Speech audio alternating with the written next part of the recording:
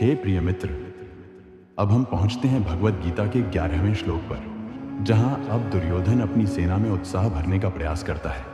वह जानता है कि शत्रु की सेना धर्म से प्रेरित है, इसलिए अब वह अपने योद्धाओं को दृढ़ रहने की आज्ञा देता है और विशेषकर भीष्म पितामह के लिए एक संकेत देता है जिसमें भय छिपा है, आग्रह छिपा है और युद्ध के प्रारंभ की घड़ी की आहट सुनाई देती है। यह है अध्याय 1, श्लोक 11। श्लोक 11 संस्कृत में अयनेषु च सर्वेषु यथा भागम अवस्थिताः भीष्मम् एवाभिरक्षन्तु भवन्तः सर्वैव हि। शब्दार्थ एवं सरल अनुवाद।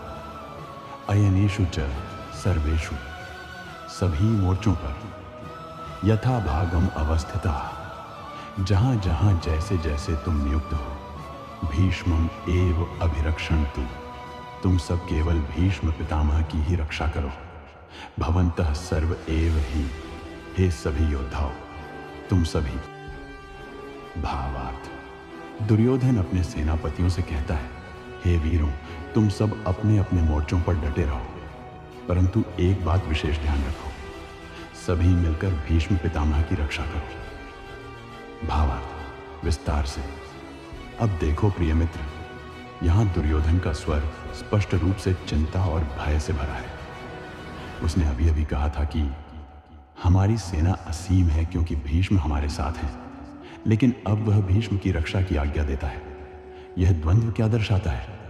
यह दर्शाता है कि दुर्योधन जानता है यदि भीष्म पितामह हत हो गए तो उसकी सेना की रीढ़ टूट जाएगी। वह जानता है कि भीष्म केवल एक योद्धा नहीं, उसकी सेना का मनोबल है।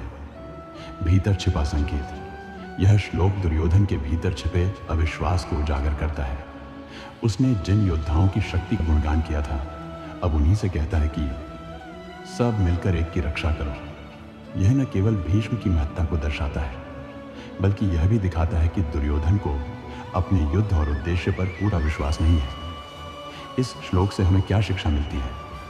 जब हम किसी एक शक्ति पर पूर्ण निर्भर हो जाते हैं और बाकी को केवल उसके रक्षक बनाते हैं, तो यह हमारी असुरक्षा और निर्भरता को दर्शाता है। सच्चा योद्धा वह होता है जो अपने स्थान पर स्वयं धर्म की रक्षा करे और किसी एक की नहीं, संपूर्ण सत्य की रक्षा करे। और सबसे गूढ़ बात यह कि यदि सेना का मनोबल किसी एक व्यक्ति पर टिक जाए तो वह सेना आत्मबल से नहीं, भय से बंधी होती है। जय श्री राधे।